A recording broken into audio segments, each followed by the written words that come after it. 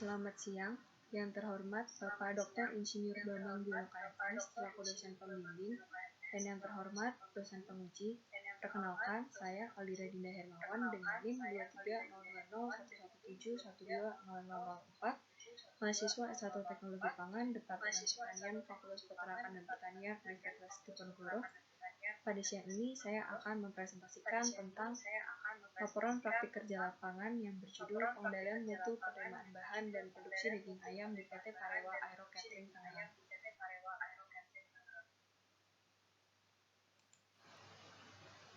Saat ini, manusia tidak dapat dihindarkan dari melakukan perjalanan, baik antar kota, antar provinsi, maupun antar pulau. Salah satu model transportasi yang sering digunakan adalah bidang penerbangan. Ketatnya persaingan di bidang penerbangan menjadikan perusahaan penerbangan berlomba-lomba untuk memberikan pelayanan yang terbaik bagi pelanggannya. Salah satu bentuk pelayanan yang disediakan dalam industri penerbangan adalah produk makanan dan minuman yang disediakan pada saat melakukan perjalanan.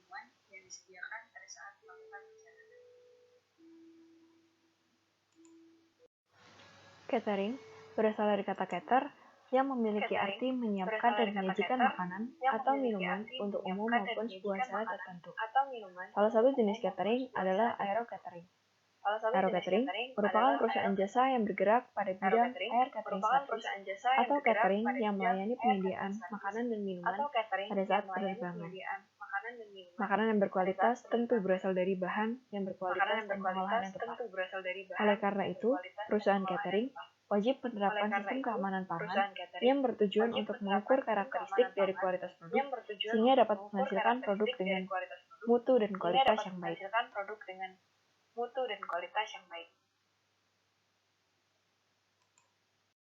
Pengendalian mutu merupakan kegiatan yang dilakukan untuk mencegah terjadinya kerusakan atau kecacatan produk yang dihasilkan, sehingga dapat diterima oleh konsumen dengan baik.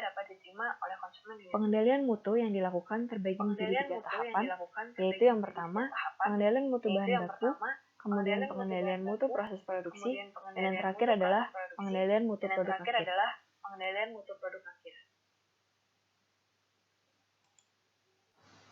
Daging ayam merupakan salah satu jenis daging yang sering dikonsumsi karena memiliki kandungan gizi yang tinggi, memiliki rasa yang lezat, serta memiliki harga yang relatif murah.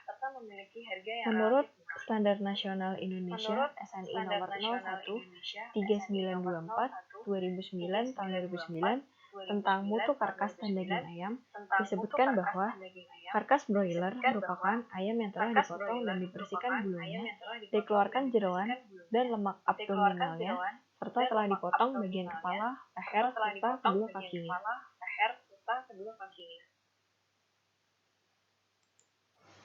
Berikut ini merupakan standar mutu karkas ayam berdasarkan SNI nomor 01-924 tahun 2009. Tujuan dilakukannya praktik kerja lapangan ini adalah untuk mempelajari dan mengetahui secara langsung pengendalian mutu penerimaan bahan baku dan proses produksi daging ayam di PT Parewa Aero Catering Tangerang. Manfaat yang diperoleh dari pelaksanaan PKL ini adalah untuk dapat mengetahui proses pengendalian mutu penerimaan bahan baku dan proses produksi daging ayam di PT Parewa Aero Catering Tangerang.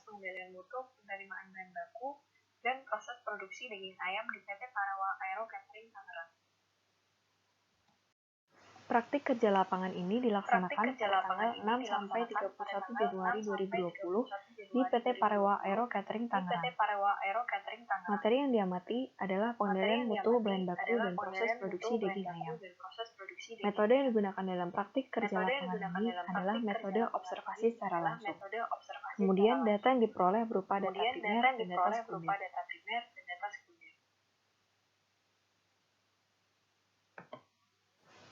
Hasil dan pembahasan. Beberapa jenis bahan baku yang sering digunakan untuk produksi makanan di PT Parewa Aero Catering antara lain adalah telur, ikan, daging ayam, daging sapi, dan sayuran. Berikut ini merupakan penyediaan bahan baku dari vendor. Proses diawali dari receiving dari vendor, kemudian dilakukan pengecekan oleh quality control. Apabila produk sesuai standar, maka akan dilanjutkan dengan penyimpanan beku dan preparation serta pengiriman bahan ke tempat produksi. Berikut ini merupakan beberapa hal yang harus diperhatikan pada saat proses receiving dari vendor dan pengecekan oleh QC. Yang pertama, kondisi mobil box harus dalam keadaan tertutup dan terkunci untuk mencegah terjadinya kontaminasi pada saat proses pengiriman.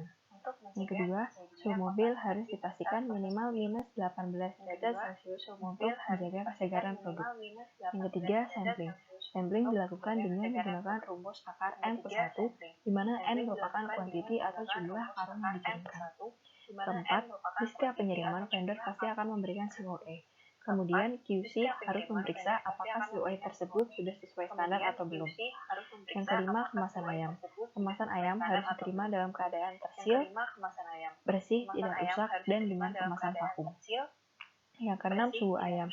Saat kedatangan, ayam wajib dilakukan pengecekan kontrol suhu dengan menggunakan alat bernama termogan dengan ketentuan untuk produk frozen minimal minus 10 derajat Celcius serta tidak ada tanda-tanda thawing.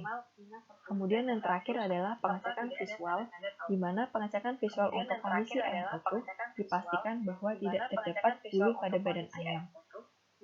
Kemudian untuk pengecekan visual kondisi ayam fillet harus dipastikan bahwa tidak ada kulit yang tersisa pada badan ayam. Jika terjadi penyimpangan, akan dibuatkan form penolakan barang. Selanjutnya, merupakan beberapa hal yang harus diperhatikan pada saat proses penyimpanan beku. Yang pertama, suhu freezer harus dikontrol oleh QC setiap hari dan setiap ganti shift untuk meminimalisir kerusakan yang terjadi pada produk khususnya ayam. Yang kedua, standar suhu untuk penyimpanan beku adalah minimal minus 18 derajat Celcius. Beberapa hal yang harus diperhatikan pada saat proses preparation dan pengiriman barang ke produksi. Yang pertama adalah harus disesuaikan dengan daily materialis dengan tujuan untuk mencegah terjadinya kerusakan pada produk. Yang kedua, pengiriman dilakukan dengan menggunakan kendaraan box milik PT Parewang Aero Catering sesuai standar.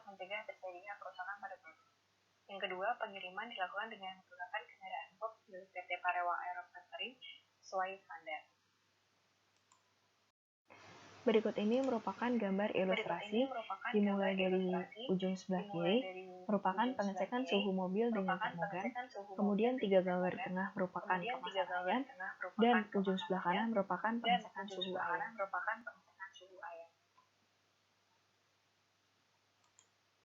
Berikut ini merupakan gambar ilustrasi, sebelah kiri pengecekan suhu freezer room, dan sebelah kanan merupakan DML atau daily materialis. Berikut ini merupakan proses penyediaan bahan baku untuk kebutuhan produksi. Yang pertama, receiving dari storehouse, kemudian dilanjutkan penyimpanan beku di tempat produksi, preparation proses produksi, yang termasuk di dalamnya thawing dan batching, kemudian dilanjutkan dengan penyimpanan bahan dalam chiller, kemudian proses produksi untuk CCP1, dan yang terakhir serah terima dan proses setting JP2. Berikut ini merupakan beberapa hal yang harus diperhatikan. Yang pertama, receiving dari storehouse. Admin, beserta dengan staff kitchen, bertugas untuk memeriksa kesesuaian antara barang yang dikirimkan dengan daily materialis. Tugas QC adalah untuk memeriksa apakah barang-barang tersebut sudah sesuai standar atau belum. Selanjutnya, penyimpanan beku di tempat produksi. Barang-barang yang disimpan pada penyimpanan beku di tempat produksi merupakan barang yang dibutuhkan dalam waktu 1 hingga 2 hari ke depan untuk menjaga kualitasnya. Penyimpanan beku di tempat produksi dilakukan di dalam freezer box dengan suhu minimal minus 18 derajat Celcius. Preparation proses produksi dilakukan dengan 2 tahap. Yang pertama yakni thawing.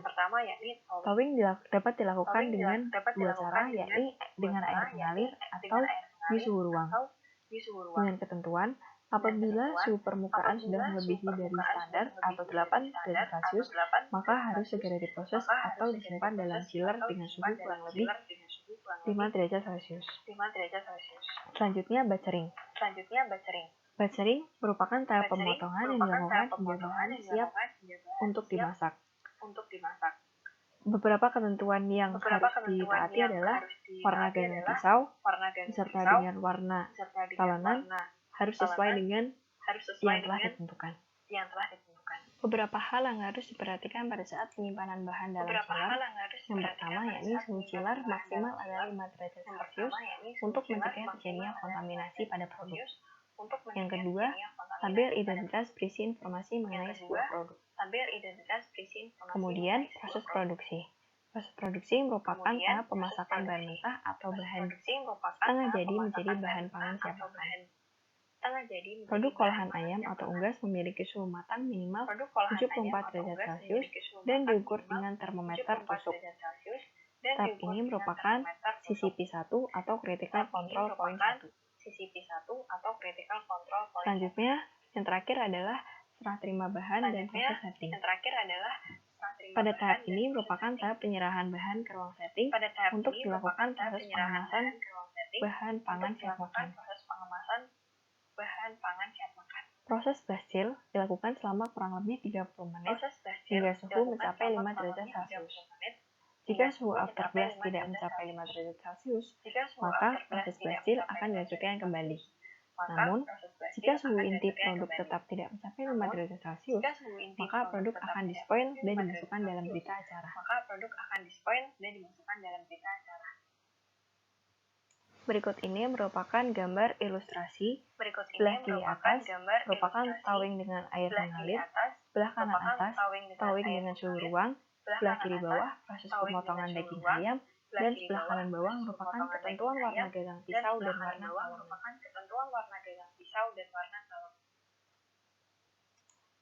Berikut ini merupakan gambar ilustrasi. Sebelah kiri merupakan pengecekan suhu matang CCP1 dan gambar sebelah kanan merupakan proses basil atau CCP2. Kesimpulan dari pelaksanaan PKL ini adalah proses penerimaan bahan baku daging ayam diawali dari penerimaan bahan baku dari vendor, pengecekan mutu dan kualitas bahan, dilanjutkan penyimpanan dan proses distribusi ke bagian produksi. Barang yang telah diterima dilanjutkan dengan penyimpanan beku di tempat produksi, dilakukan preparation proses produksi kemudian dilanjutkan dengan tahap akhir serah terima bahan dan proses setting meal.